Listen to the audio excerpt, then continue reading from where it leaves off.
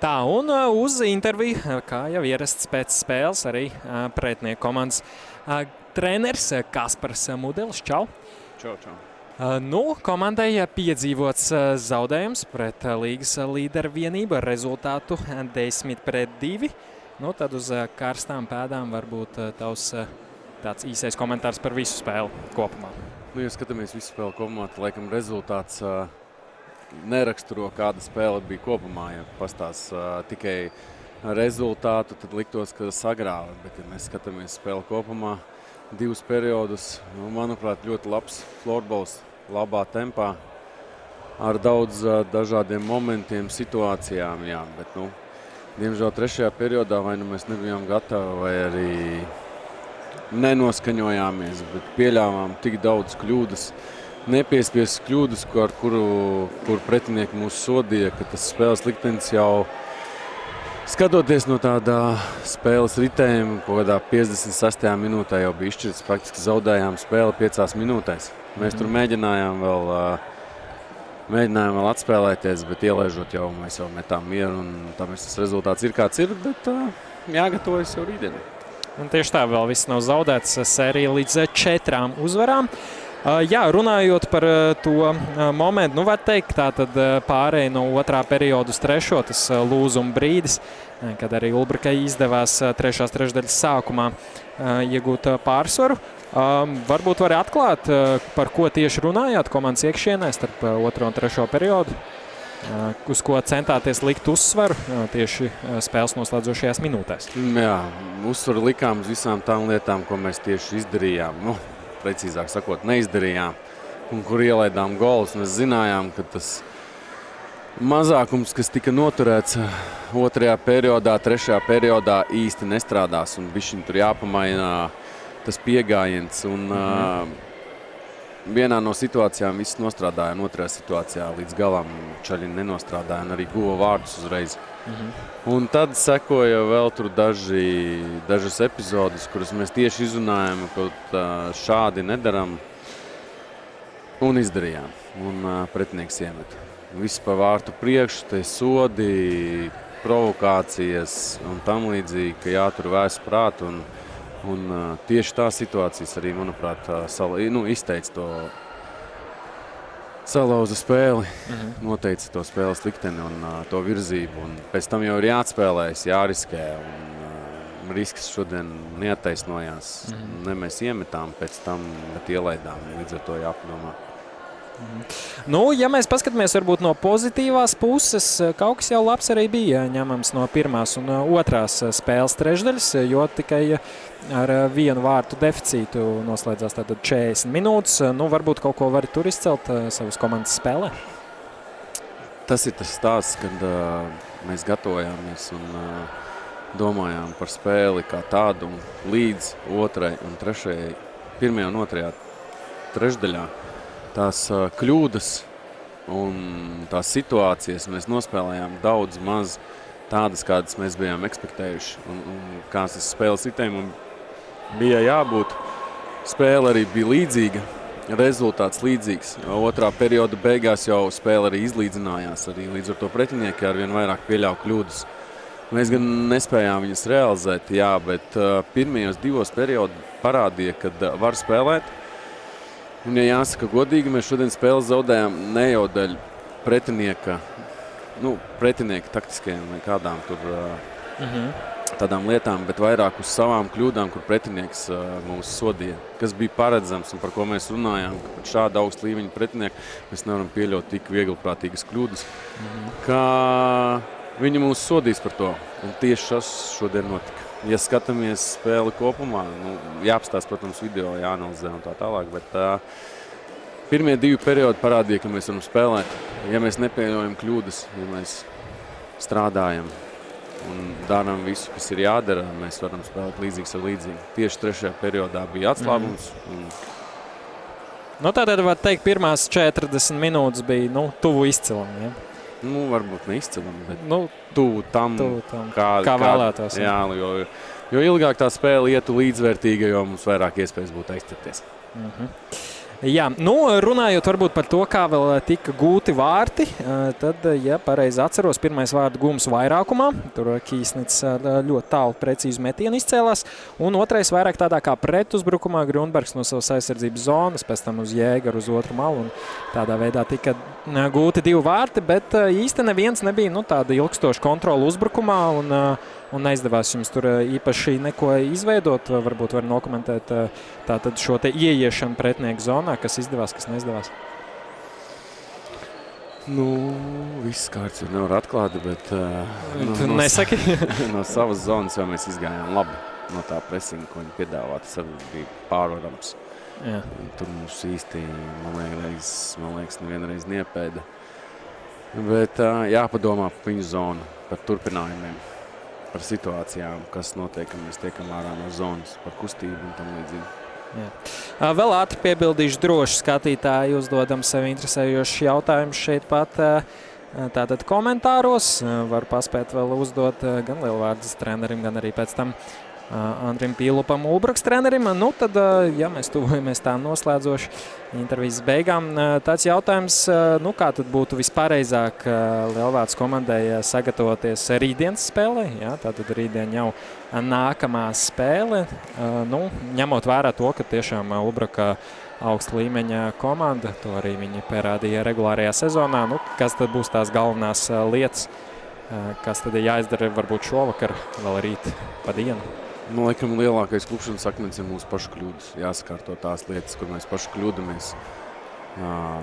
Tādas, es teiktu, varbūt ne bērnišķīgas, bet savā ziņā tās var nosaukt par tādām kļūdām, kas šādā līmenī laikam nevajadzētu būt. Un sakārtot galvas, ka mēs varam spēlēt šādu pretinieku visas 60 minūtes. Tad arī viss būs ok.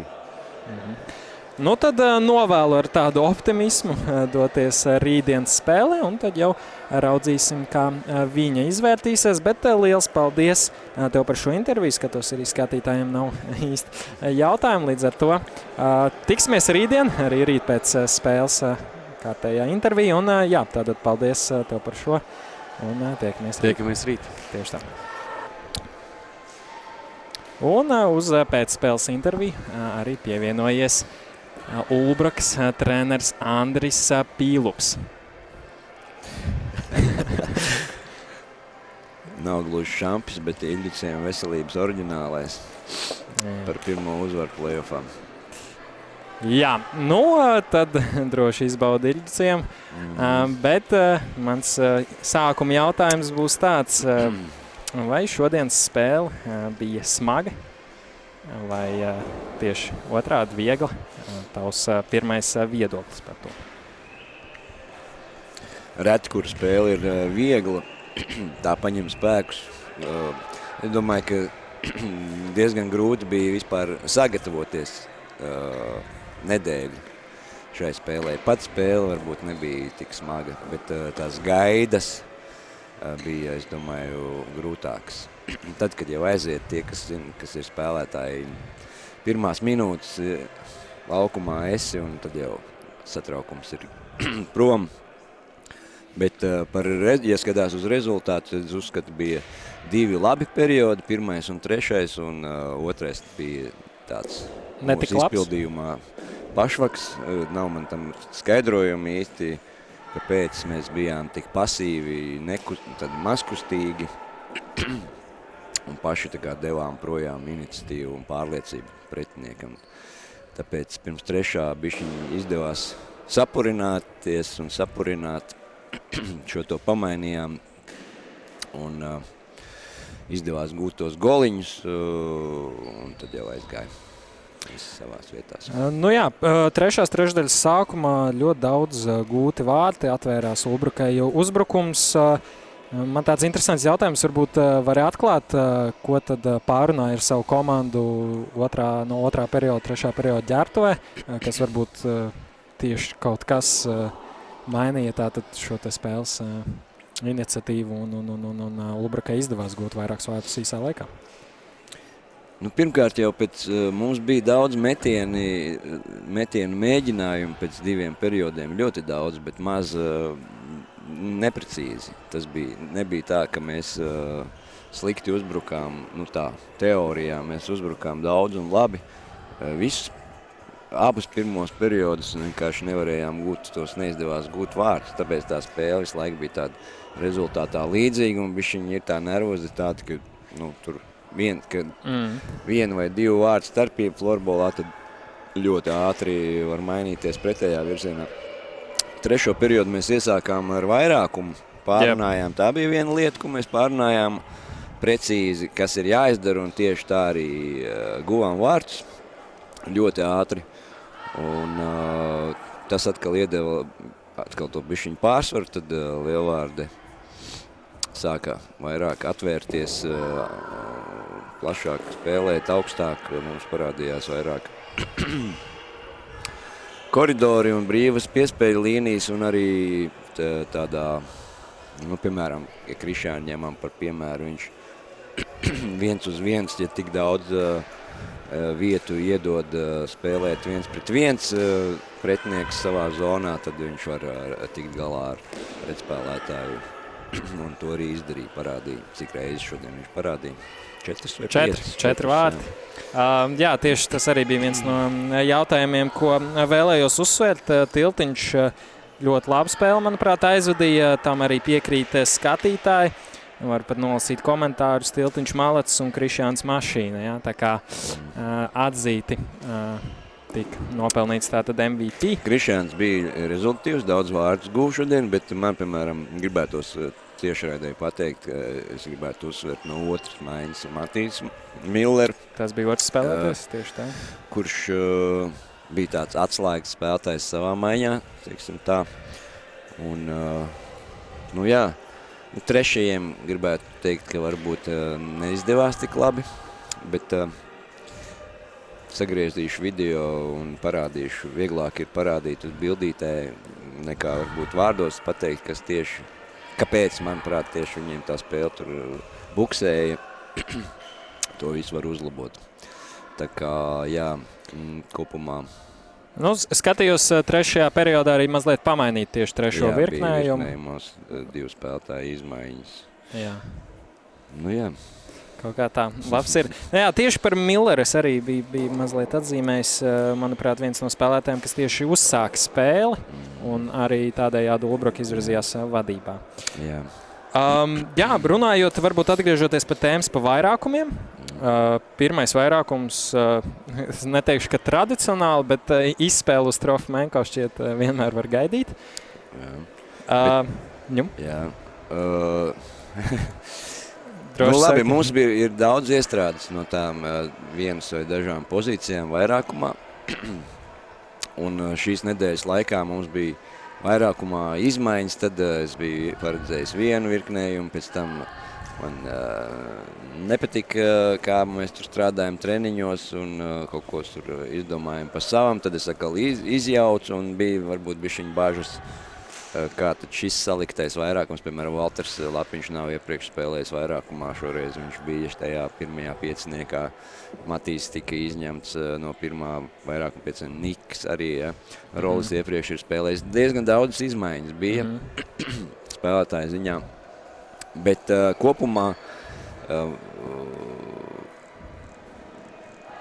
izdevās nospēlēt un izpildīt tās sagatavītas, kas mums bija, un šajā spēlē nemaz negribējās likt laukumā otros, lai varbūt paturētu kaut kādu bišķiņu noslēpumu, kāds mums vēl var būt otrajam vairākumu pieciniekam. To tad rītdien uzzināsim, ja?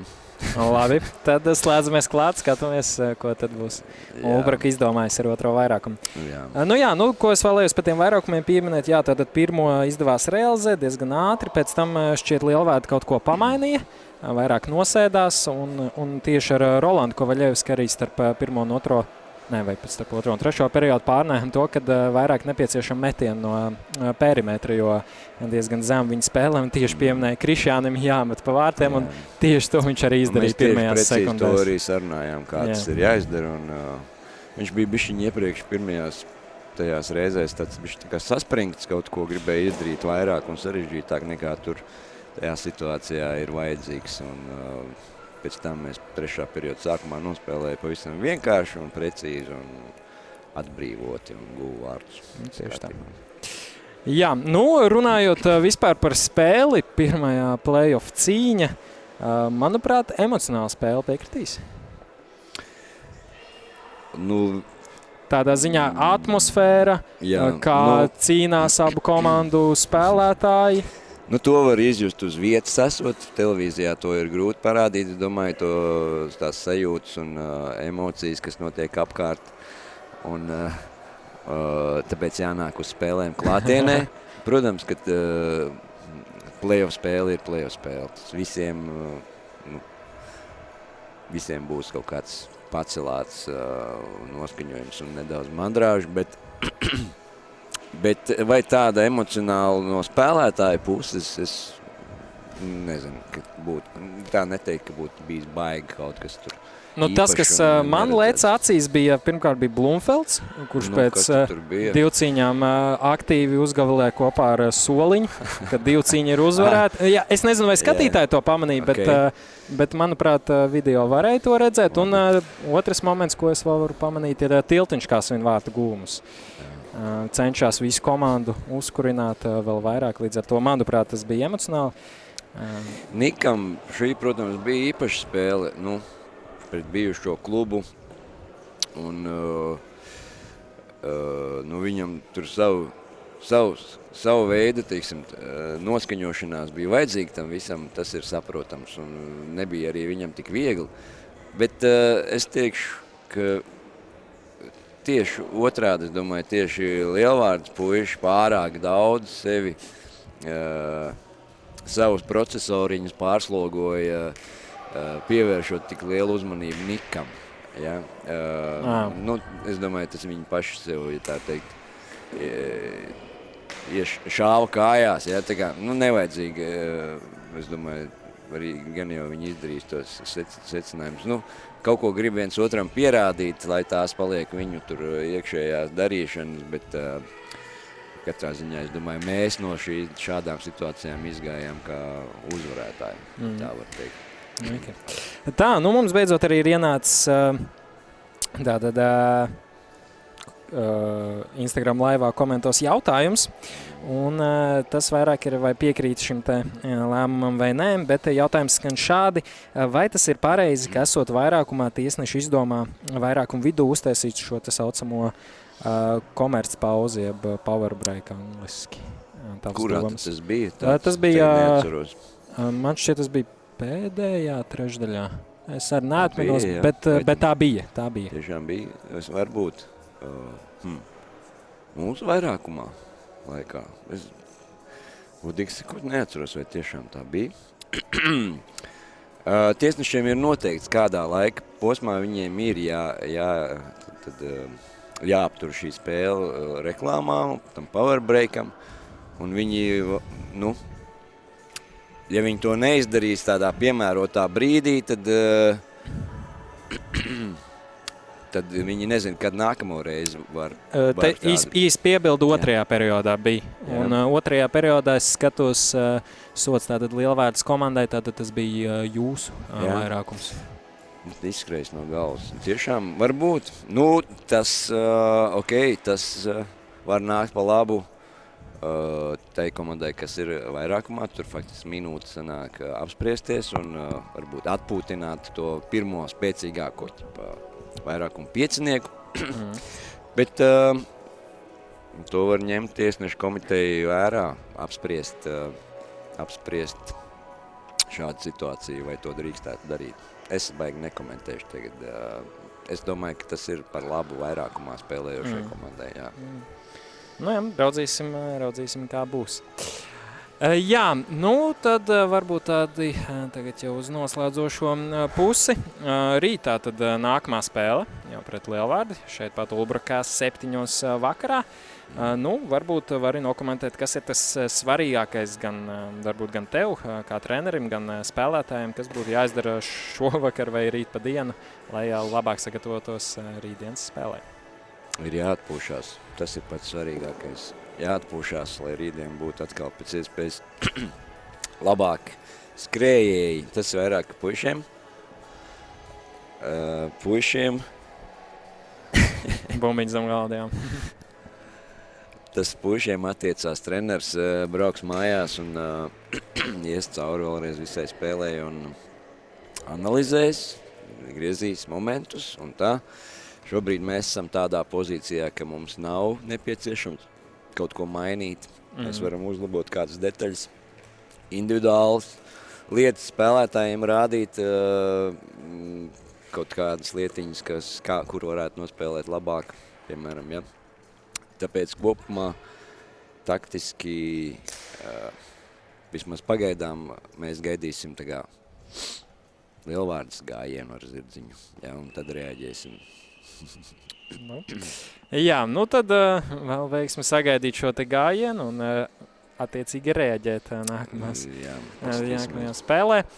Jā, nu šķiet, ka jautājumi gan man, gan arī skatītājiem beigušies. Līdz ar to uz tādas pozitīvas nots varam noslēgt šo interviju. Vai kādu vārdu? Jā, paldies. Paldies visiem, kas skatījās tiešraidē un arī, kas bija ieradušies. Rītdien ir svētdienas vakars, bet tas nekas. Brauciet tās play-offs, paskries ātri, tāpēc brauciet klātienē un izbaudiet atmosfēru. Domāju, ka tās play-off spēles tiešām ir kā jāsaka, baudāms.